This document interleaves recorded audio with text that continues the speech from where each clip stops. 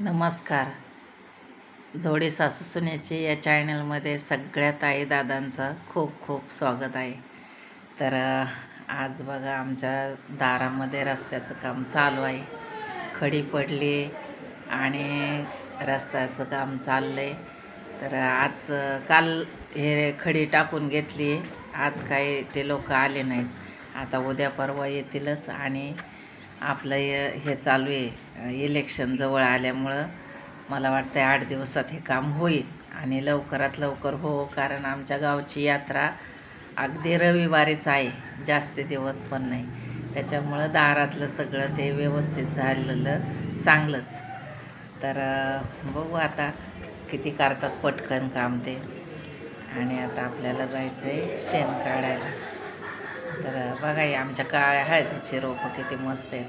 तर आपण आलोय गोठ्यावर आणि आमच्या 2 दिवसांचं शेण साठवलंय. आता याच्या गौऱ्या थापायच्या आणि काही आपल्याला धूप बनवायची त्याची.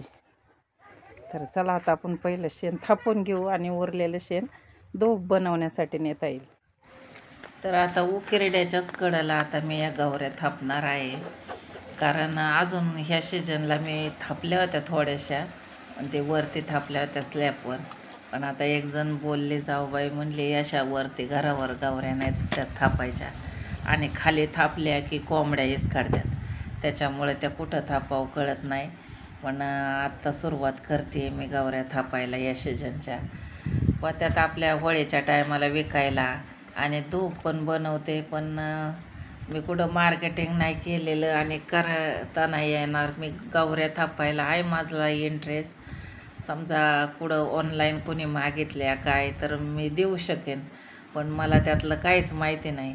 तर आता मी गौऱ्या थापिते, ठेवते थापून. आपल्या होळीच्या टायमाला खपत्यात, म्हणजे घेतात लोक. आणि खास शुद्ध गाय म्हणजे एक गाईच्या शेणाच्या आहे, त्यात नंदीचं शेण अजिबात नाही. कारण माझ्याकडे गाई आणि तिची एक कालवड आहे, त्या दोघींचं मिळून शेण असतं.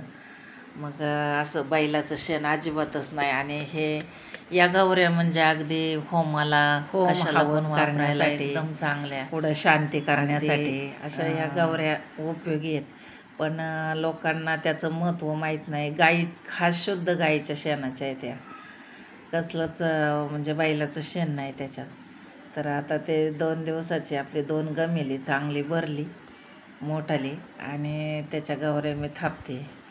तर खाली कागद टाकला म्हणजे खालीची घाण लागत नाही त्याला, नाहीतर घाण सगळं ते कचरा खालचा चिकटतो. मग आता कागदावर थापल्या ना मग अजिबातच काही होणार नाही, त्याला एकदम चांगल्या निघतील, काहीच नाही होणार.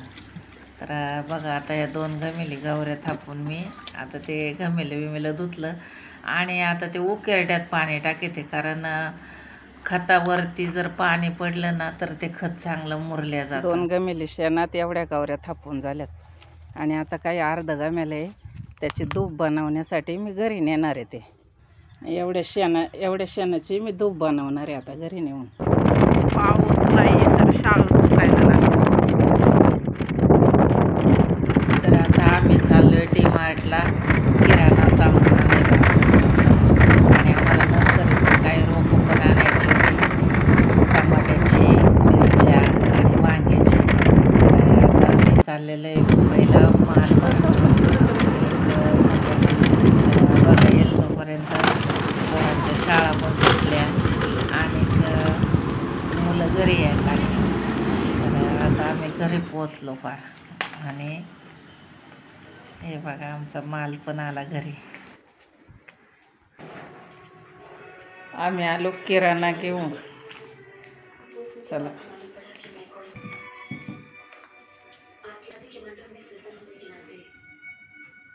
आणि आमच्या शिवसाठी आणली कॅडबरी. मक्याची कणसं अशी आरावरती भाजली ना खायला बघा कसली भारी लागतात. वरती मेथीची भाजी, शेंगदाण्याचा कूट घालून आणि खाली मक्याची कणसं भाजतात, एकदम भारी. कोणाकोणाला आवडतात अशी कणसं खायला.